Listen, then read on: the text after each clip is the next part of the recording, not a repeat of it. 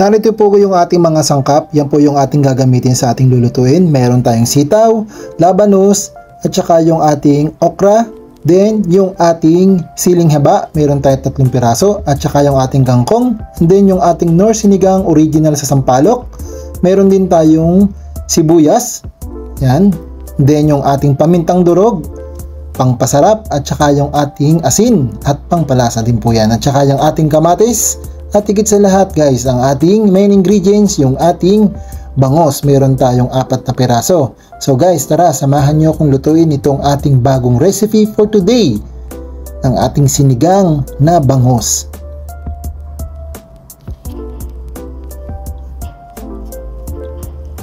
Ayan guys, ang aking pagluluto po dito ay ang gagawin ko po ay igigisa ko muna siya. Then maglagay muna tayo ng konting cooking oil sa ating cooking pan.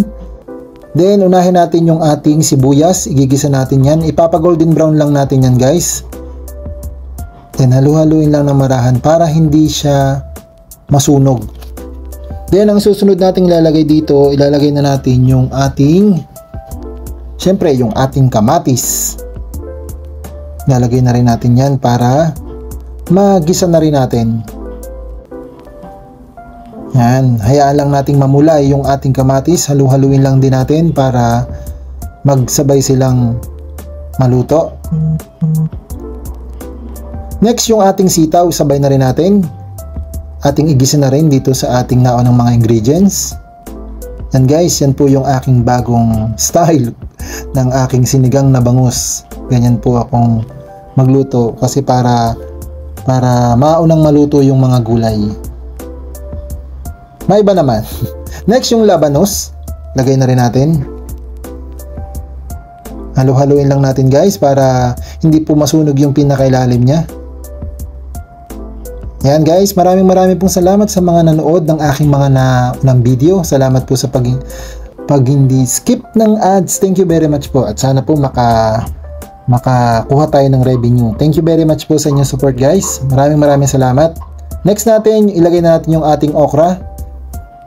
Yan, para maluto na din po ito. Yan, halu-haluin lang natin ng marahan. Guys, masarap po itong ating recipe ngayon kasi tamang-tama po, medyo maulan po ang panahon ngayon. Kahit tag-ulan na pero init pa rin. Pero okay lang yan. Tamang-tama, magluluto tayo ng sabaw ngayon.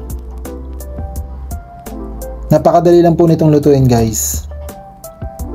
Next, lagay na natin yung ating pangpalasa, yung ating asin. Isunod na rin natin yung ating pamintang durog, pangpasarap. Syempre, maganda yung may konting sipa. Kasi ang lakas din ng tama ng paminta. Masarap siyang namnamin. Sa mahilig sa maanghang. Then next, ang ilalagay natin dito, maglalagay tayo ng 1000 ml na tubig. Yan, isama na rin niya ang ating MSG. Pangpasarap. Sunod natin ilalagay dyan yung ating tubig. Maya haluin lang natin ng marahan para mag-combine po lahat ng ating mga ilagay na pangpalasa dito sa ating naunang mga ingredients. Yan, halu-haluin lang po. Next, ilalagay na natin dyan yung ating tubig. Yan, maglagay tayo. Gaya na nabanggit ko kanina, ilalagay natin ay 1000 ml para masabaw. Higing maganda yung kulay niya kasi sa paggisa natin lumabas yung pinakakatas nung kamatis kaya mamula-mula siya. Yan po yung aking bagong version na sinigang na bangos. Although nakagawa na ako dito dati, ganito rin ang ginawa ko. Yan, halu-haluin lang natin at hayaan lang natin siyang maluto. Nasa ganun, mabilis lumambot yung ating mga naunang ingredients like katulad ng bangus at saka yung sitaw. Kasi medyo may katagalan din siyang maluto.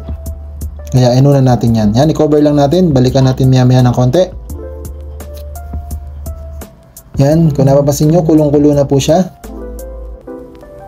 Lalagay na rin natin dyan yung ating 3 sili para lumasa din at lumabas yung aroma niya dun sa sabaw. Halu-haluin lang natin. At hayaan lang ulit natin siyang maluto ulit guys. Pakuluan lang natin siyang maigit. Isusunod na natin dito yung ating 4 na pirasong bangus. Panalo na naman po yung ating ulam ngayon dahil may sabaw at higit sa lahat ang sarap ng bangus.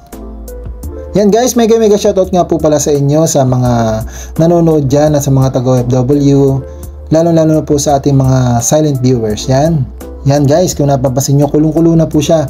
Pwede na po nating ilagay dyan yung ating 4 na pirasong bangus na matataba. Yan po. Ihulog na natin para malunod na yung ating mga bangus. Sarap na naman po ng ating ulam for today. Ang ating sinigang na bangus. Guys, madali lang pong lutuin to. Napakasimple. Tsaka andali lang. Tsaka hindi siya ganun kahirap lutuin. Promise. Kaya kalimitan ito naluluto ko kasi gusto rin po nung mag-iina ko. Kaya ayan. Madalas ganyan. Ayan. Haluin lang natin ng marahan para hindi po madurog yung ating isda. Kasi napakabilis po talaga nitong lumambot. Yan, salamat po guys sa mga hindi nag-skip ng ads. Thank you very much po sa inyong support. Maraming pong salamat. Lagi po kayo mag-ingat guys. Thank you very much po. Yan, i-cover lang natin. Hayaan lang po nating maluto yung ating isda at saka yung ating mga naunang ingredients. Yan, kung napapansin nyo, kulong-kulo na siya. Then, lalagyan na natin yung ating Knorr sinigang sa sampalok na maasim. Pero ako hindi ko masyado siyang inaasiman kasi hindi gusto ng aking mga anak yung sobrang asim. Yung tama lang. Yan, budbud lang natin sa pinakaibabaw tapos haluin lang natin ng marahan dito yan para mag-combine po lahat at manuot yung ating Knorr sinigang mix sa sampalok dito sa ating naunang mga ingredients. Lalo-lalo na doon sa ating isdang bangus. Yan, malapit na po itong maluto guys. Napakasarap na naman po ng ating bagong ulam for today. Sa mga beginner dyan na magluluto, yan, madali lang pong lutuin to, promise. At masusundan nyo din kaagad yun kung paano lutuin, lalong-lalo itong sinigang. Madali lang naman po.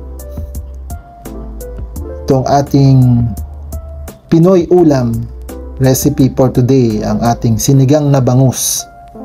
Ayan guys, hayaan lang po muna natin na pakuluin pa po natin para lalong maiging maluto yung ating mga naunang ingredients, lalo na yung ating isda at saka yung mga yung matitigas yung bangus yung labanos.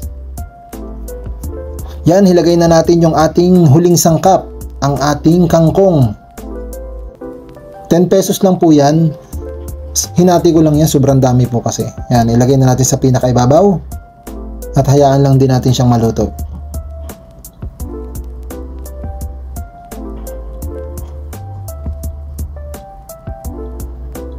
Maraming pong salamat guys sa mga nanood po ng aking mga naunang video. Thank you very much po.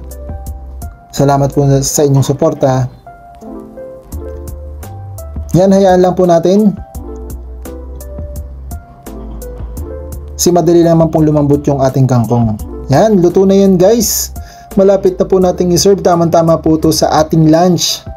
Napakadali pong lutuin ito at napakasarap nitong ating ulam for today. Thank you ulit po sa mga nanonood ng aking video, sa mga hindi nag-skip ng ads. Thank you very much po.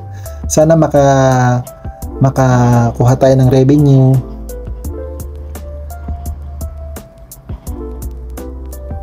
Ayan guys, ready to serve na po itong ating bagong recipe for today, ang ating sinigang na bangus na napakadaling lutuin at napakasarap. Salamat guys sa mga nanood at sa manonood pa nitong aking bagong video at sa aking mga naunang video. Guys, masasarap din po yung mga nauna kong video. Sana po supportahan nyo po yung aking channel, yung aking munting channel. Thank you very much po guys. Yan po ang ating bagong ulam for today. Ang sinigang na bangus. Easy to cook. Pinoy recipe. Maraming salamat po guys sa inyong suporta. Hanggang dito na lang po yung ating video. Salamat. Ingat-ingat po tayo lagi. Tara! Kain tayo!